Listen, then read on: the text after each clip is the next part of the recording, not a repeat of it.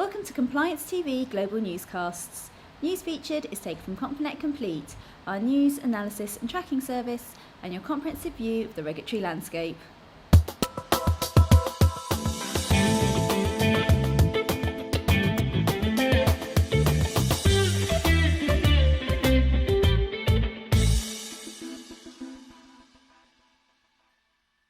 In the US, the Chief Executive and the Chief Financial Officer of National Lampoon were arrested along with a third man in connection with an alleged scheme that defrauded some 5,000 mostly elderly investors out of more than $200 million. The case involves Fair Financial Company, an Akron, Ohio public company that used investor proceeds to buy consumer finance receivables.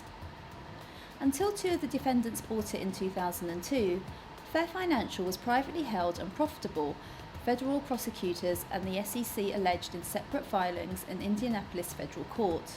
Federal Bureau of Investigation Special Agent in charge Michael E. Welsh called it the largest corporate fraud investigation in the history of the FBI in Indiana. The Financial Services Authority's 2011 business plan is a reminder to retail firms that the new regulatory regime will be more intrusive and more focused on consumer protection and redress than ever before. We are now joined by Joe Wallen. Joe, is there anything in here that wasn't expected? There's nothing there really that the industry won't have heard before. It's very much a reiteration of everything the FSA has been saying in the past year, and it's very much preparing the retail side of the business for the new regulator coming on stream in 2012, the Financial Conduct Authority. And what are the main messages retail firms should take from this year's business plan? The messages have been very much, again, reiterating that the new regulatory regime will be far more intrusive, intensive, and the main focus is consumer protection. It's stressed that the big themes continue to be the retail distribution review, which is clearly not going away, the mortgage market review, although nothing will be implemented on that until 2012, and then the general themes are things like complaints handling. The FSA is going to be very strict on firms that don't handle complaints properly.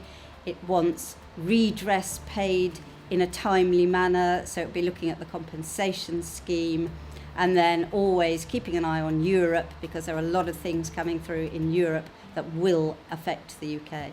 Thank you, Joe. The Dubai Financial Services Authority has censored Saxo Bank Dubai for breaching the regulator's requirements regarding client onboarding and anti-money laundering.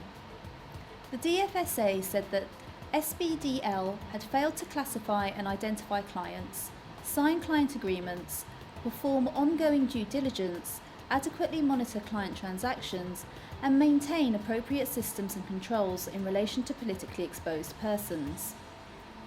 The DFSA stressed that SBDL's regulatory breaches increased the risk of its business being used for money laundering purposes, but noted that there was no evidence that any money laundering had actually taken place. The censure noted that no fines would be imposed on SBDL. Ian Johnston, Deputy Chief Executive and Managing Director of DFSA, said, "The DFSA considers the Know Your Client and AML systems and controls of firms and the DIFC to be of fundamental importance to maintaining the DIFC's integrity."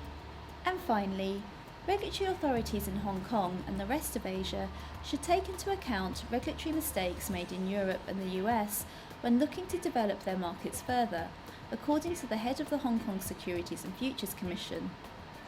Martin Wheatley, the chief executive of the SFC, said that while conventional wisdom dictated that Asian markets should look to the US and Europe for guidance, some of the current regulatory proposals in the West were of limited relevance to Asian markets due to the difference in market structure. While it is advisable for Asian regulators to keep abreast with the developments in the US and Europe, they may be of limited relevance if the proposals cater for a market structure, i.e. a fragmented market, which is different from the market structure we have in place here.